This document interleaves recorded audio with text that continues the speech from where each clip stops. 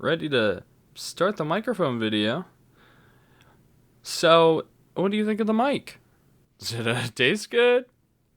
Hey, excuse me, Finn.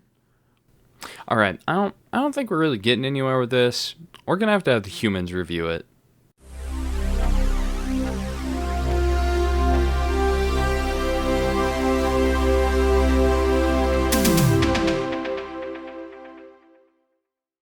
Okay, so I'm not really someone who normally will do unboxing videos for everything I get, but so much of this is about what it comes with and not just the microphone itself. So, here's the box.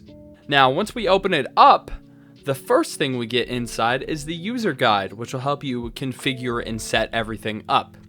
And then we have our pop filter. And that's it. End of the video. Bye. Okay, just kidding. There's actually another layer to the box. You know, it's like a chocolate box. So here we have the desk clamp and the microphone arm, which go together like so. Then onto the shock mount, which clamps onto that just like this.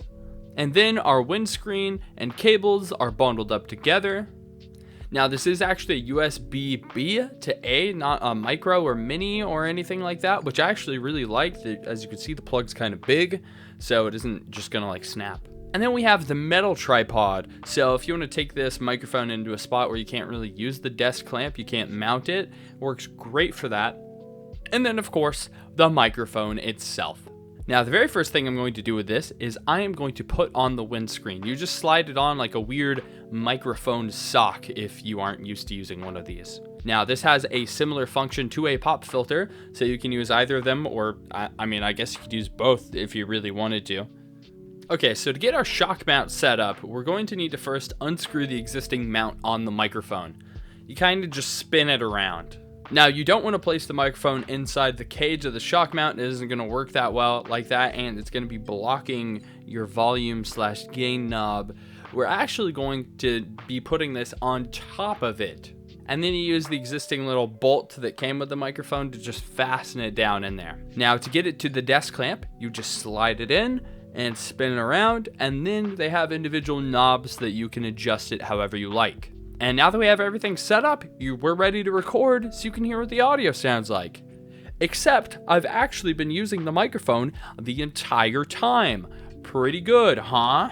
Now, the only microphone I have to compare it with is right there. You can see the much more expensive Blue Yeti microphone, but I'm gonna play them side by side just because I think this is going to actually highlight how good of a deal this microphone is for a budget. So the sentence I'm going to use to compare very quickly is: the quick brown fox jumps over the lazy dog. And now over to the Yeti. The quick brown fox jumps over the lazy dog. And now back to the T669.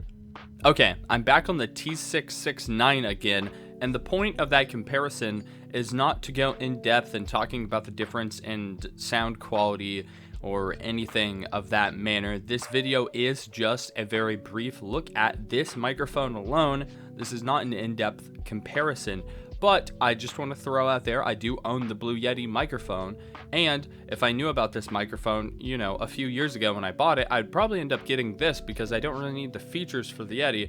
Also, if you want to look at kitting both of these microphones up, the Yeti is a lot heavier, and so it's more expensive to do that. It's almost 3 times as much money. Now, there are other microphones that exist outside of these two, so again, this isn't a video just to make a comparison. This is me telling you about this microphone, and hopefully you can hear for yourself the audio quality of this and decide if you think that it's worth checking out for the price point, which I personally definitely think it's worth a consideration.